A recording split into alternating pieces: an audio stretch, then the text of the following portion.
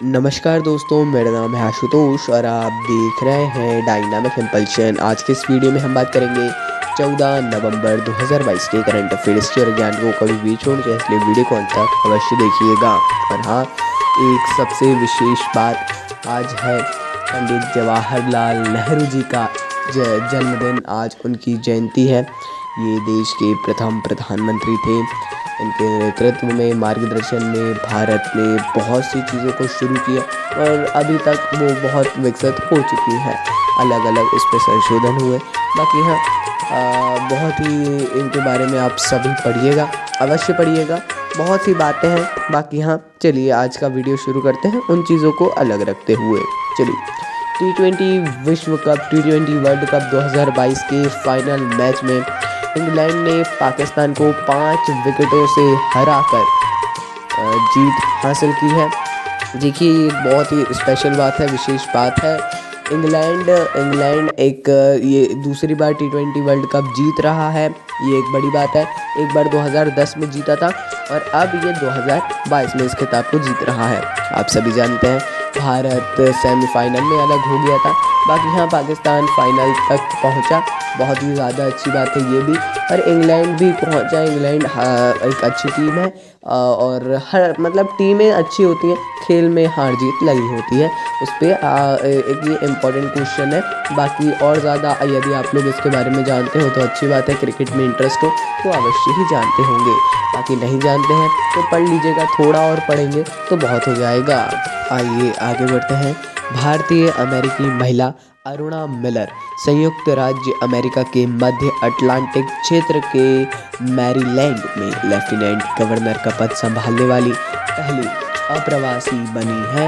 इसका ये मतलब है कि ये भारतीय अमेरिकी ऐसी पहली महिला है, भारतीय अमेरिकी, जो लेफ्टिनेंट गवर्नर का पद संभाल रही हैं। महिला क्या, ये एक ऐसी प्रथम व्यक्ति हैं, आप कह सकते हैं।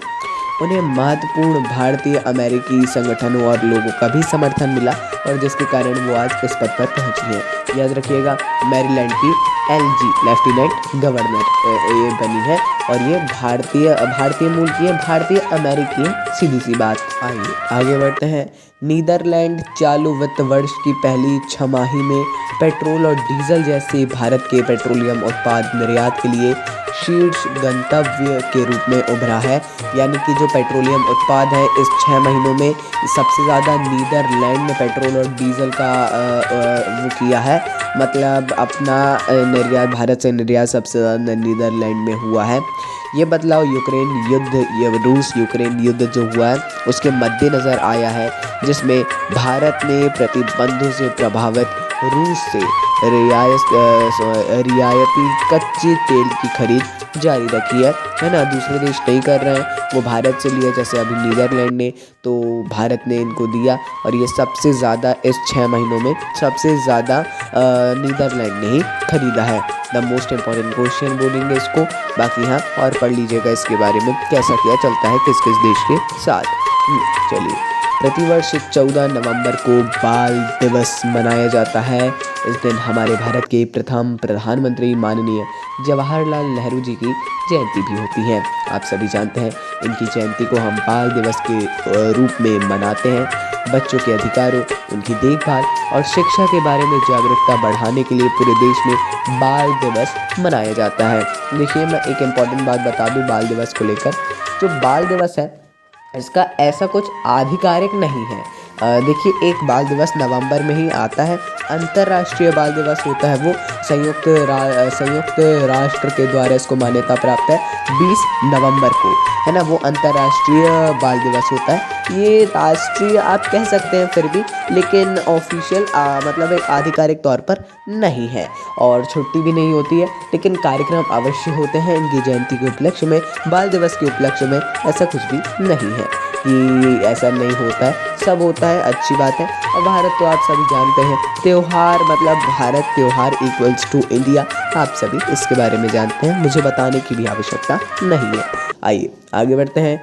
पश्चिम बंगाल सरकार ने राज्य की प्रसिद्ध मिठाई को भौगोलिक संकेत GI टैग, बंगाल के रसगुल्ला है ना, आप सभी ने ये सुना होगा, इनका एसेंट है। तो एक्सेंट है ना। तो उसके रूप में मनाने की पहली वर्षगांठ मनाने के लिए 14 नवंबर को रसगुल्ला दिवस मनाने का फैसला किया है। तो आप जैसा हमने बताया, इनको भौगोलिक संकेत GI टैग दिया गया बंगाल के रसगुल्ले, है ना, पश्चिम बंगाल को। तो अब वो रसगुल्ला दिवस 14 नवंबर को ही मनाते हैं और इन्होंने मनाने का फैसला लिया था। याद रखिएगा, भौगोलिक टैग आप सभी को पता होगा, उस क्षेत्र का कुछ प्रसिद्ध होता है। अलग अलग क्षेत्रों का सिर्फ खाद्य पदार्थ नहीं, कुछ भी वो पदार्थ, कुछ भी उत्पाद हो सकता है। चलिए आगे बढ़ते हैं। चलिए अगली जानकारी की ओर। केंद्र सरकार ने आधार नियमों में संशोधन किया है और लोगों को ये सलाह दी है कि वे हर 10 साल में एक बार आधार का समर्थन करने वाले दस्तावेज़ों को अपडेट करते रहें। मतलब आप पासपोर्ट को, पैन कार्ड को, अन्य दस्तावेज जमा करके पहचान के प्रमाण को अपडेट कर सकते हैं। 10 साल में बहुत से चेहरे भी बदल जाते हैं, तो फ़ोटो आपकी अपडेट हो जाएगी। 10 साल में कुछ परिवर्तन होता है स्थान में, और यदि किसी डॉक्यूमेंट में कुछ परिवर्तन होता है, आधार में भी होना आवश्यक है, तो वो भी हो जाएगा। आधार में आप करवाएंगे तो बाकी इन सब चीज़ों में भी आप करा ही लेंगे, वो हो सकता है ऑटोमेटिकली आ जाए। बाकी हाँ, कराते रहिए। अपडेशन बहुत ज़्यादा आवश्यक है। 15 साल के बच्चे, अगर किसी का 1 साल 2 साल में बना है, 15 साल का हो गया तो उसका एक बार आवश्यक है। चलिए आगे बढ़ते हैं अगली जानकारी की ओर। भारत ने केंद्रीय कृषि और किसान कल्याण मंत्री श्री नरेंद्र सिंह तोमर जी की अध्यक्षता में बिस्मटेक आपने नाम सुना होगा, बिम्स्टेक की बंगाल की खाड़ी की दूसरी कृषि मंत्री स्तरीय बैठक की मेज़बानी की है।